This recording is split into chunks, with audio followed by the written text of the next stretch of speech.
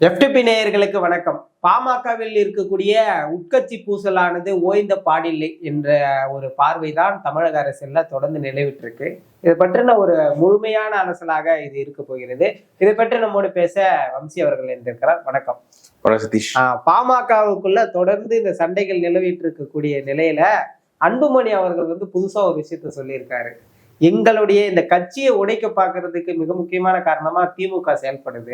திமுக தான் எங்க கட்சியை உடைக்க எல்லா வேலைகளும் பண்ணுதுன்ற மாதிரி சொல்றாரு. இது உண்மைதானா? எதனால இந்த வார்த்தையை அவர் கோட் பண்ணி சொல்லணும்? அவர் ஏதோ அவர் இந்த பிரச்சனை டைவர்ட் பண்றதுக்கு அதை இப்படி சொல்றாரு.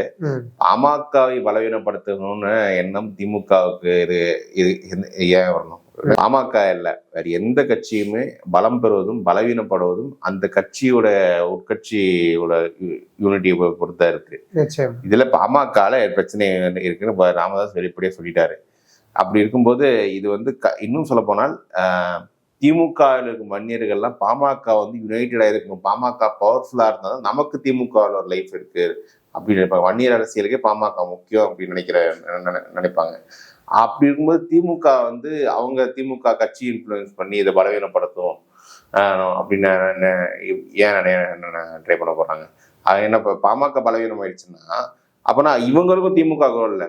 இப்ப இந்த திமுகவுக்கு வன்னி லீடர்ஸோட மெயின் இதுவே கிளவுட்டு பாமகவை எங்களால் வீழ்த்த முடியும்ன்றதுதான். அப்ப பாமகவே இல்லைன்னா அவங்களே தேவையில்லை அந்த கட்சியில. ஸோ திமுக பாமக பலவீனப்படுத்த நினைக்குது அப்படின்னு அன்புமணி சொல்றது ஒரு டைவர்ட் பண்ண டாக்டிக் தான். அது மட்டும் இல்ல, திமுக ஆட்சியை கடுமையாக விமர்சிச்சிருக்காரு. திமுக ஆண்டது போதும், தமிழகம் பின்னோக்கி சென்று கொண்டிருக்கு அப்படின்னு சொல்றாங்க. இது மூலியமா நான் பாஜக அதிமுக கூட்டணிக்கு தான் நான் ஃபேவரபிள் அவர் நிற்கிறார். கிட்டத்தட்ட அந்த அணிக்கு நான் வர தயாரா இருக்கேன், ஏற்றுக்கோங்கன்னு சொல்ற மாதிரி தான் இருக்கு. ஆனா பிரச்சனை என்னன்னா அன்புமணி பின்னாடி அந்த கட்சி கேடஸ் இல்லை. இது பாஜக நடத்தையும் எடப்பாடிக்கும் தெரியும். அந்த கேடஸ் ராமதாஸ் பின்னாடி இருக்காங்க, அன்புமணி பின்னாடி நிர்வாகிகள் இருக்காங்க. ஸோ ராமதாஸ் இல்லாத பாமக அவங்க ஏற்றுக்க முடியாது. ராமதாஸ் வாயிலிருந்து திமுக ஆட்சி மீதோ இந்த நான் என்டிஏல சேர்றதை பத்தி எதுவுமே சொல்லல. அவர் இன்னும் ஹார்ட் பார்கெயின் பண்ண நினைக்கிறாரு. அவர் அன்புமணியை விலக்கி விட்டு கட்சியை தாங்க கைப்பற்றணும்னு நினைக்கிறாரு. ஆனா அன்புமணி தன்னை காப்பாற்றிக் கொள்வதற்கு பாஜக கூட்டணி சேரும்னு நினைக்கிறாரு. ஏதால ஓபிஎஸ் பண்ண மாதிரிதான். உண்மையா சொன்னா அன்புமணியை தான் பாமக பலவீனப்படுத்திட்டு இருக்காரு. ராமதாஸ்க்கு இந்த வருத்தம் கண்டிப்பா இருக்குன்னு நினைக்கிறேன். ஏன்னா பாமக இந்த 24 தேர்தலில் பாஜக அணியில 10 சீட் வாங்கி கண்டஸ்ட் பண்ணாங்க. டெக்னிக்கலி பாமக பாஜகவோட வாக்கு வங்கி அடிப்படையில் பெரிய கட்சி. ஸோ பாஜக கண்டஸ்ட் பண்ண சீட்ஸை விட 50% கம்மியான சீட்ஸை கண்டஸ்ட் பண்ணது அந்த கூட்டணியில ஒரு ராங் ஸ்ட்ராட்டஜி. அதுவே பாமக பலவீனப்படுத்திருக்கு ராமதாஸ் நினைக்கிறாரு. அது அந்த ஒரு வருத்தமே இருக்கு. ஸோ அதனால்தான் எங்க வீட்டு வாசல் ஜெய் ஸ்ரீராம் கத்திட்டு இருக்காங்க. ஜெய் ஸ்ரீ ஸ்னப் பண்ணிட்டு இருக்காரு. ஸோ பாஜக பாமகவோட சிறிய கட்சி அப்படின்னு அவர் நினைக்கிறாரு. ஆனா அன்புமணி என்னன்னா பாஜக தயவை நோக்கி போகும்போது இந்த ஒரு கான்ட்ரடிக்ஷன் தான் பாமக பலவீனப்படுத்தும். நம்ம ஐயா பாஜக விமர்சிக்கும் போது அன்புமணி திமுக விமர்சிப்பதுன்றது அது கான்ட்ரடிக்ஷன் இன்னும் வைடன் பண்ணணும். பாமக இது போன்ற விஷயங்கள் தான் பலவீனப்படுத்தும். திமுகவை பொறுத்தவரை என்னன்னா பாமக எப்படி எந்த ஷேப்ல இருந்தாலும் அவங்களுக்கு தேவையில்லை. 4 தேர்தல்களாக பாமக தோற்கடிச்சுட்டாங்க. யுனைடெட் பாமகவை தோற்கடிச்சுட்டாங்க.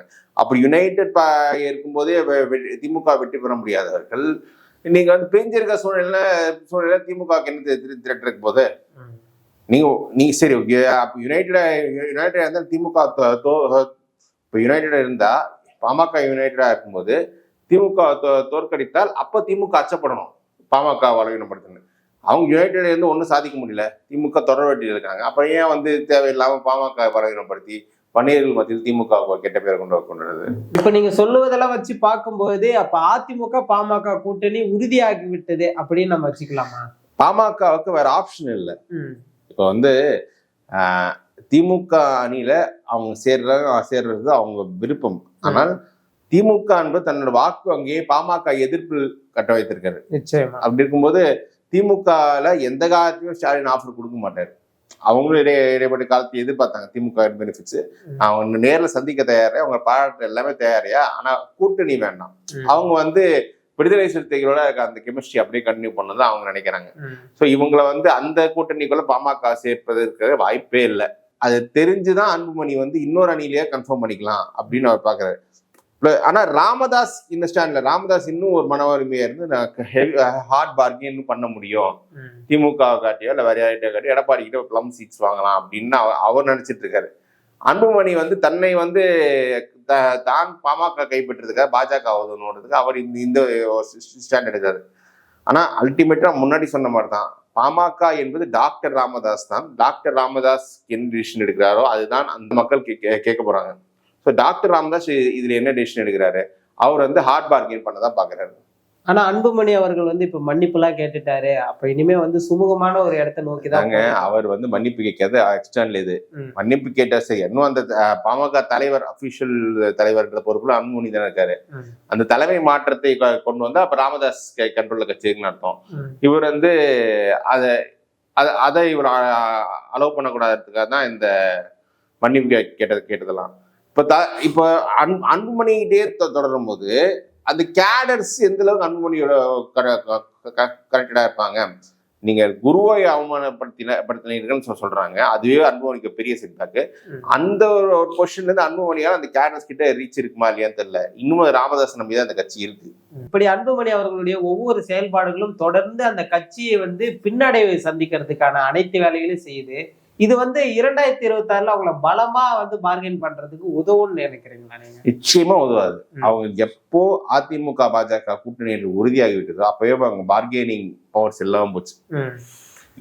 இதுக்கப்புறம் நீங்க ஒரு பார்கெனிங் ஆப்ஷனை கொண்டு காமிச்சு எடப்பாடி த்ரெட்டன் பண்றதுக்கு உங்களுக்கு வந்து நீங்க ஒரு வில் பவரோட பாலிடிக்ஸ் பண்ணுவோம். ஆனா அன்புமணி வந்து அது பண்ணாம சரண்டர் பாலிடிக்ஸ் வர்றது.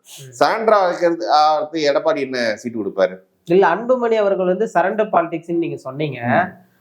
இதை வைத்து பார்க்கும்போது மேலும் ஒரு தகவல் வந்து பரவலா பேசப்பட்டு வருது. அது என்னன்னா, சௌமியா அன்புமணி அவர்களுக்கு வந்து ஒரு ஆளுநர் பதவி. அன்புமணி அவர்களை வந்து பாஜகவின் முழுமையா ஐக்கியமாக போறாரு. சோ அதனாலதான் இவர் வந்து பெருசா பாமகவிற்கு முக்கியத்துவம் கொடுக்க மாட்டேன்றாருன்னு ஒரு அதாங்க. அன்புமணி ஐக்கியமானா அவரும் ஒரு கட்சி சேர்ந்த நிர்வாகிகள் ஒரு 100 பேர் சேருவாங்க, இவ்வளவுதானே தவிர பாமக வாக்கு வங்கி ஐக்கியமாகாது. வாக்கு வங்கி ராமதாஸ் கிட்ட தான் இருக்கு. அவர் அதான் கிளியரா பேசாரு. இவங்க வந்து 2 பேர் இந்த கட்சி அடகு வகை இவங்க தான் பாக்குறாங்க. 24 இவங்க தான் பாஜக கூட்டணியும் போகணும்னு நினைச்சாங்க. எனக்கு அந்த எண்ணம் இல்லைன்னு அவர் வந்து இப்போவும் அந்த கட்சி ஒரு கொஞ்சம் ஹார்ட் பார்கெயின் பண்ணி கொஞ்சம் மேல கொண்டு வந்துடலாம் அப்படிதான் நினைக்கிறாரு. ஆனா அன்புமணிக்கு வந்து அவர் வந்து ஷார்ட் டேர்ம் கெயின்ஸ் பாஜக சேர்வதால அவருக்கு இதில் மந்திரி பதவி கிடைக்கும் அப்படின்னு நான் எதிர்பார்க்கிறாரு. ஆனா பாஜக வந்து ராமதாஸ் இல்லாம பாமக சேர்ப்பு என்பது அதுக்கு ஒரு நோ யூஸ் பாஜக நல்லாவே தெரியும். நிச்சயமா இன்னைக்கு இருக்கக்கூடிய தமிழக அரசியல்ல குறிப்பா வட மாவட்டங்கள்ல தலித் வாக்குகளுக்கு எதிரான வாக்குகள்னா அது வன்னியர் வாக்குகள் அப்படின்னு நம்ம வெளிப்படையாவே பேசலாம். அப்படி இருக்கும்போது இன்னைக்கு விசிகா வந்து ரொம்ப ஸ்ட்ராங்கா இருக்கிற மாதிரி ஒரு பார்வை இருக்கு. அவங்களுடைய பாலிடிக்ஸுமே அப்படிதான் இருக்கு. அப்படி இருக்கும்போது இன்னைக்கு வன்னியர்களுடைய அந்த கட்டமைப்பு உடையும் போது அவங்களுடைய வாக்கு வந்து சிதறிதானே போகும். நிச்சயமா அது வன்னியர் அரசியல் பலவீனப்படும் போது விசிகாவுக்கு அரசியலும் பலவீனப்படும். இது எப்படி? ஏன்னா விசிகாவோட யூசேஜ்ன்றது திமுக எப்படி விசிகா யூஸ் பண்றாங்கன்னா, பாமக இருக்கிற அணிக்கு ஆப்போசிட்டா நீங்க விசிகா சேர்ந்தாங்கன்னா ஒரு ஓட்டு கன்சாலிடேட் பண்ணுவாங்க, ஒரு கேட்டலிஸ்டா இருந்து கன்சாலிடேட் பண்ணுவாங்கன்றதாங்க. பாமகவே பலவீனா இருக்கும்போது அதுக்கு எதிர்க்கிறதுக்கு ஆள் எது தேவை? அது நம்ம ஆக்சுவலி விசிகாவுக்கும் இவங்க சொல்ற சில பகுதிகளில் ஒரு எதிர்ப்பு இருக்கு. ஸோ திமுக ஏன் அது சான்சஸ் எடுக்கணும்? இன்ஃபேக்ட் அப்படியே உள்ள வச்சிருந்தாலும் take it or leave it offer தான் கொடுப்பாரு. நான் கொடுக்கறது வாங்கிக்கோங்கன்னு சொல்லுவாரு. இந்த பிரச்சனை முடியறதுக்கு வாய்ப்பு இருக்கா, இல்ல இது இப்படியே தான் 2026 வரைக்கும் தொடருமா? முடியிடுது அந்த வன்னியர் சமூகத்தினது. முடியணும்னா ஒருத்தர் காம்ப்ரமைஸ் பண்ணணும். அது அன்புமணியே தான் இருக்கணும். அவர் காம்ப்ரமைஸ் பண்றதா இருக்கு. ராமதாஸை பொறுத்தவரை அவர் ரொம்ப வில்பவரா இந்த கட்சியை எப்படியே காப்பாத்திட்டு இருந்தா நினைக்கிறாரு. அது எப்படி அந்த முயற்சியை சாதிக்கிறான்றது பொறுத்து இருந்தா பார்க்கணும். நிச்சயமா பொறுத்திருந்து பார்ப்போம். 2026 வரை பாமக எப்படி செயல்படுகிறது.